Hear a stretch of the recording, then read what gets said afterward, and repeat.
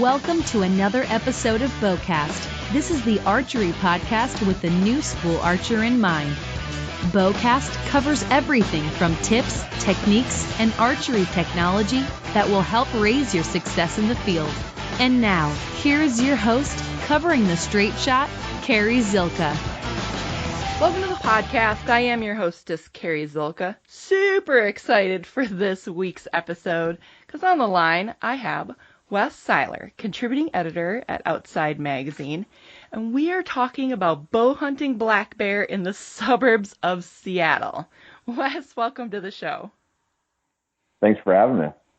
It's pretty cool. So, first off, you live in Bozeman, Montana, correct? I do, yeah. What takes you to Seattle, of all places, to go bow hunting? I mean, you don't have enough room to bow hunt in Montana? Oh my gosh.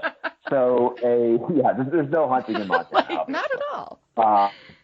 So a few years ago, I met this really weird guy in a bar, and I didn't want to talk to him, and he just sort of came over and started talking to me, and I immediately got the impression he was going to murder me and wear my skin as a hat. The conversation culminated in him inviting me to come up and visit him in a little town just immediately outside of Seattle, one of the suburbs, and bow hunt black bear with him. And at the time, I had not yet learned archery, and I never hunted a bear. And it seemed like a pretty cool opportunity, so obviously I said yes. And Griff and I are now best friends. It's totally logical. And we sort of bonded over these hunts. That's cool. So he's obviously from that area. Yeah, he lives out there in the suburbs, and basically hunts right out the back of his property. It's state lands and it's firearms restricted.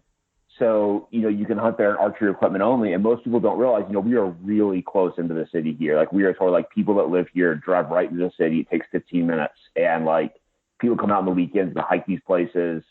So they do not realize you can hunt there. And, that produces some interesting reactions when two guys, covered head to toe in blood are walking out on a hiking trail with the deer on their shoulders. Yeah.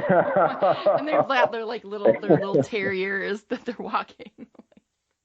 Exactly. Oh my gosh. That's hysterical. Well, okay, so let's back up a little bit. So, I'm just looking up here. 1 second. So non-resident hunting tags are pretty pricey out there. Very similar to Colorado or Utah. Yeah. I forget exactly what the cost is, but it doesn't break the bank too bad. And for the cost of having a hunt with some awesome guys and being able to visit Seattle and all that kind of stuff, it's not the worst thing in the world. Sure. Do you have to draw preference? I forget how all that works. No, it's totally over the counter for that. There are drawings and stuff like that for other species, but for black bear, they have so many in Washington that it's literally just, I go to Dick's Sporting Goods and, buy a tag and, go hunt that same day. Really? That's interesting. Yeah. Are the bears, some states have, Wisconsin has black bear, yeah, but they're small. They're pretty little, compared to Maine. No, they're pretty big in Washington. They're pretty well fed. I think the one we were going after last summer, we sort of guesstimated it was 450-ish. So that's that's a very good size hunt there. Yeah. Yeah. Another hunter got that one, unfortunately, but yeah. That's awesome. So what kind of tactics do you use then? So very similarly here in Wisconsin, we have the Ice Age Trail, and there's many, many areas that you can hunt along it, which is also used for hiking. And of course, you have to use some different tactics because you have a lot more foot traffic. What sort of tactics do you employ to hunt bear out there in the suburbs of Seattle? So it's super straightforward. Obviously, hunting is always very difficult, but the bear are attracted to the blackberries, and the blackberries are, just coming into ripeness right when hunting season starts. So you just go find a patch of blackberries that hasn't been completely picked clean by humans or bears yet, and the bears are going to be in that at dawn and dusk. And once you're sort of there, I've spent plenty of hours sitting right outside a blackberry patch waiting for the bear to come out where I can see them, and they haven't come out. So that's sort of the trick, is trying to figure out where they're going to go, where they're going to enter, how those movements are going to take place, and then try to move around and not push them off that movement pattern with your scent or with your noise. Gotcha. I would assume that well, I guess you could go either two ways. They're either super used to people or really super wily. They're super used to people. So again, this area is just really heavily inundated with foot traffic, and the bears just just don't care. Yeah. The specific area that's really good for the bear there is right above a nudist colony. And so and I can't explain that. But the nudists have a really solid apple orchard situation. And so the bears come down off the mountain and go for their apples. So if you can sit on public lands, between where they're sort of hiding during the day and where they're coming down to enter the nudist colony to get these apples, you can sort of find their paths, you can find their their usual places of movement, and then sit on those. Wow, that's interesting. Not even because you get to see naked people sometimes, but just because you guys almost have. I'm not sure to use the word get to. That's not.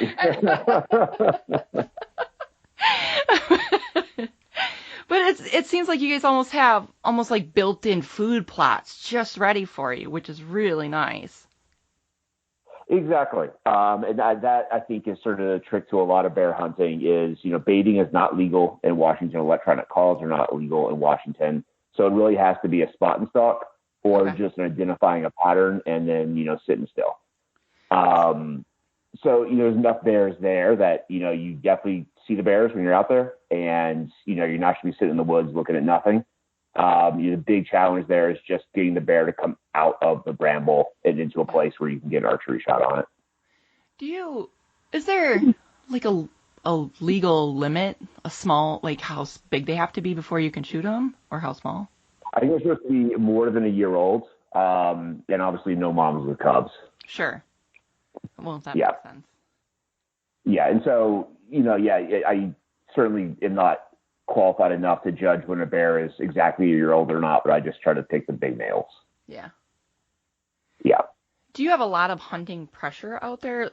Hunting on public land, a lot of times you run into people say that all the time in Wisconsin. I go bow hunting, I see no one, literally. Yeah. Do you find that? I've never encountered another hunter out there, either while hunting blacktail or black bear.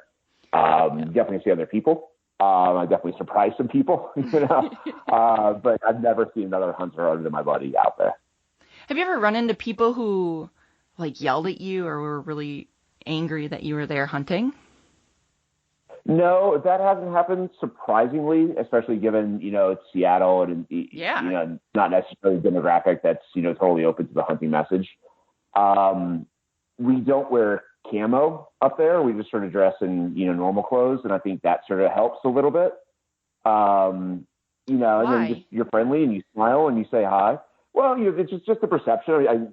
I imagine there's a little cognitive dissonance when people sort of look at two dudes walking through the woods and they're sort of well, those guys are dressed like we are, jeans and a t-shirt or athletic clothing or, whatever it is, depending on the weather. But they happen to be carrying bows and they just sort of, we're friendly and, we're nice looking people and smile and wave and say hello. And people sometimes are I can't really process what's happening to me right now, but I've never really had a negative interaction where somebody's, not been happy with us. And do you just not bother with the camo because the bears are just so used to people that why bother? Why spend $400 on something that doesn't matter? On camo in general. All of our granddads hunted in, red flannel. I think camo is largely just a case of branding. Yes. Having said that, brands like Sitka have obviously innovated and come up with really functional hunting clothing systems that are really useful. But, I don't need the right pattern of subalpine gore optifade in order to not have an animal sue me. The same old tactics that work for Granddad work for me, and it's sit in a shadow and hold still, right?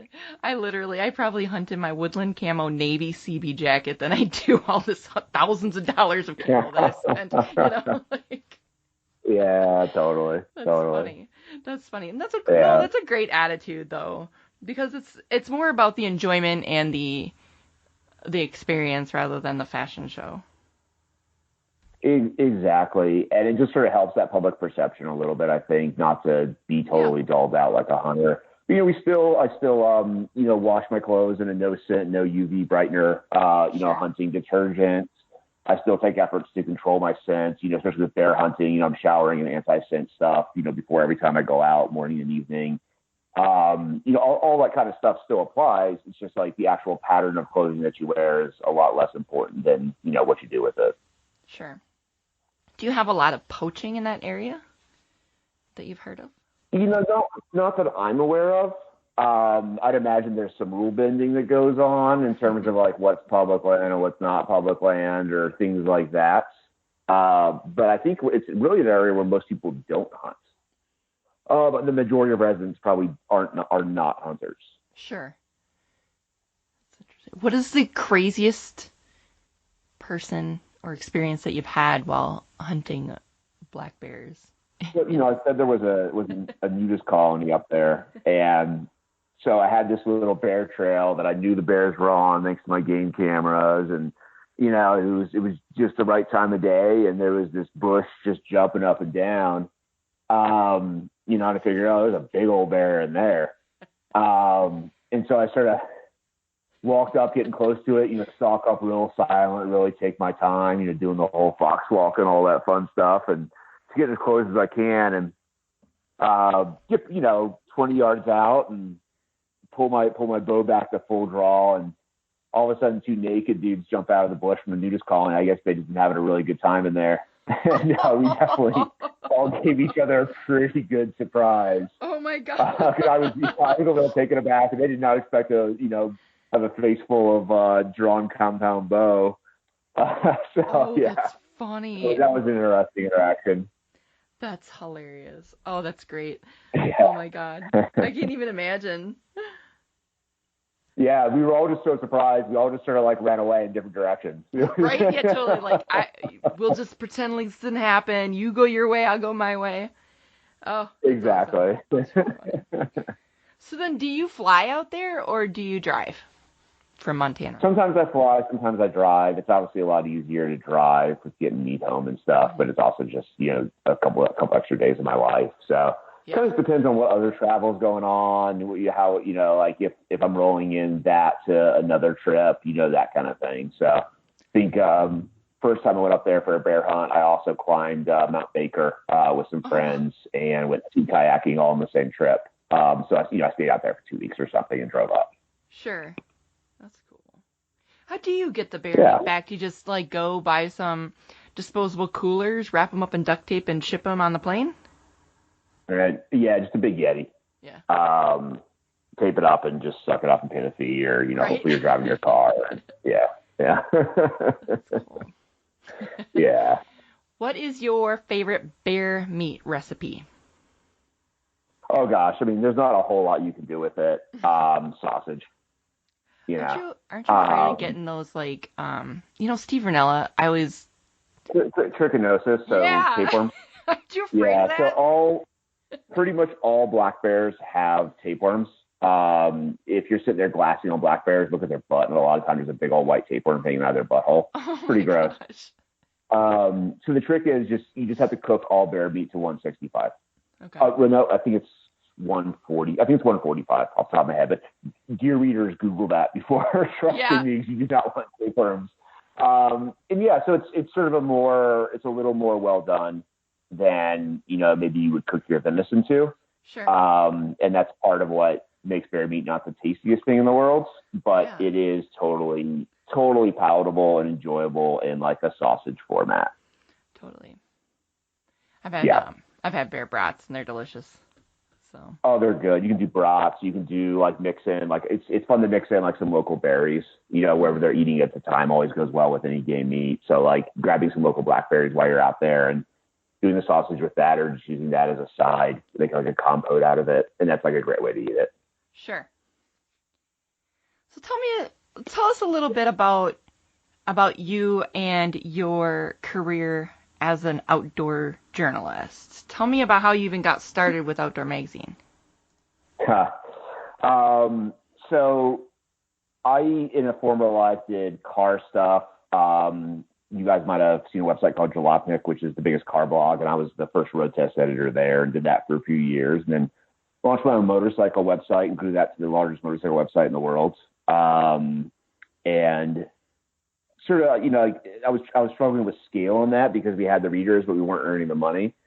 And so I was approached by some venture capital and took the venture capital and got a lot of business partners in the process. And, long story short, sort of had my life destroyed by that whole thing. Like, just when you start having every conversation in your life about money, it's, every conversation sucks. So I was looking for something new to do, and I had always really enjoyed the outdoors. It was, something I'd always, started, when before I could walk with my dad. I never thought it was something I could make into a career. So I was looking for advice, and I was talking to friends, and Brian Lamb, who founded the Wirecutter, which was acquired by the New York Times a couple years ago, said, dude, just do outdoor stuff. And he was like, call Joel Johnson, who was running Gawker Media at the time, and tell him you're going to start an outdoors blog for Gawker. And so I did that, and Joel was like, well, Brian says. So I did that, and I did that for like 18 months at Gawker Media, called it Indefinitely Wild. It was really nice having their backing, and grew that to be pretty big, and Outside came a knocking. And they were like, hey, man, come work for us. So I was like, sure, they gave me a good offer, and they've been a really great, sort of straightforward employer. They don't try to manage me, and the paycheck's clear on time, which is a lot better than when I was working for myself. So it's been a really cool experience. Cool. Tell me about these dogs that you have in your photos. So you take a lot of pictures with your dogs, and they're great photos, too. Yeah. Wiley, Bowie, and Teddy. None of them are hunting dogs. They're all pretty worthless.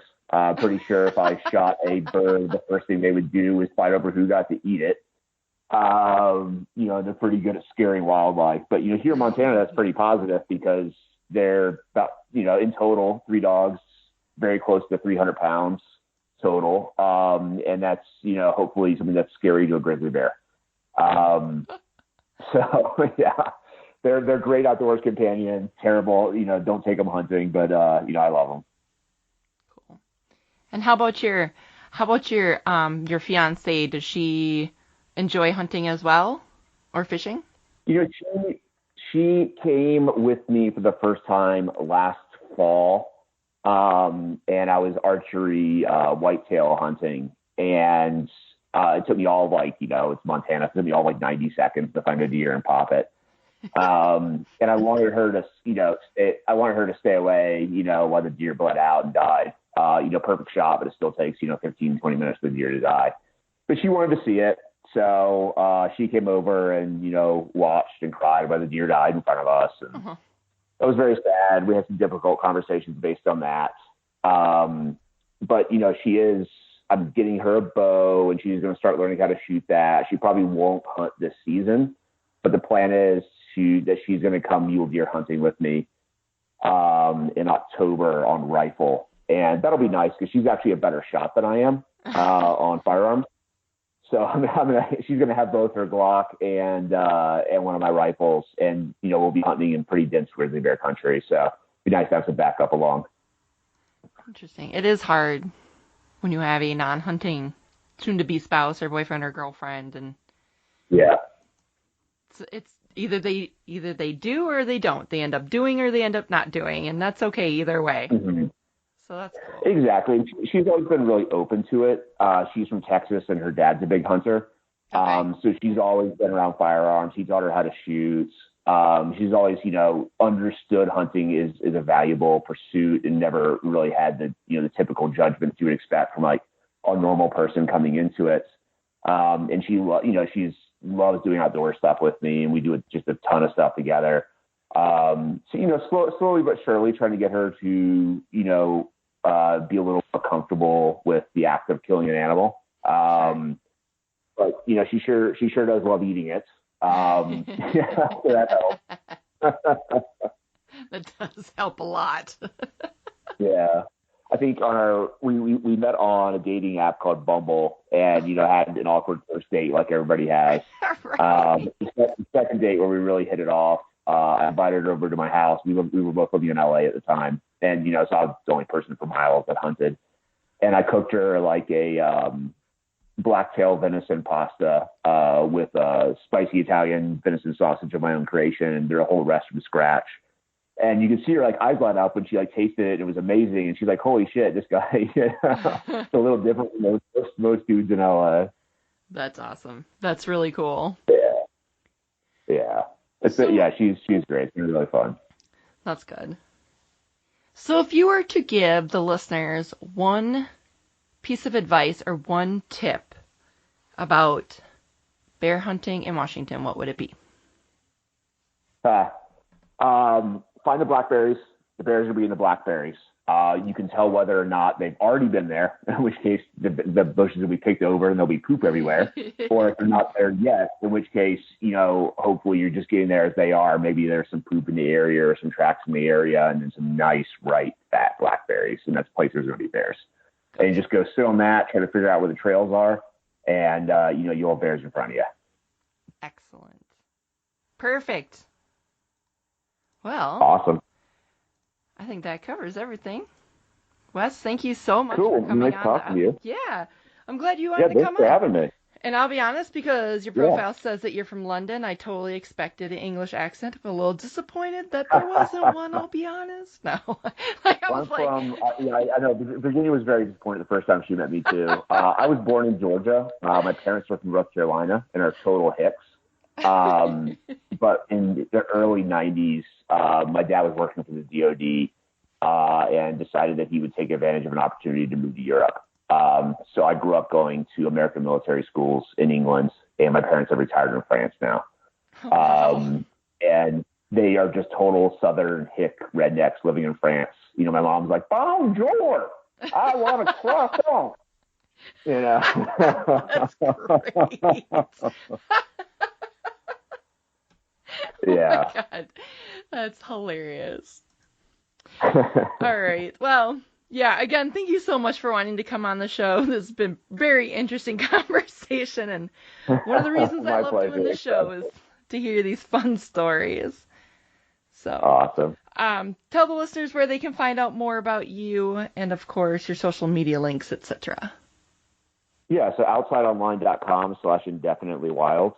That's my website. And then I'm just Wes Siler on Instagram.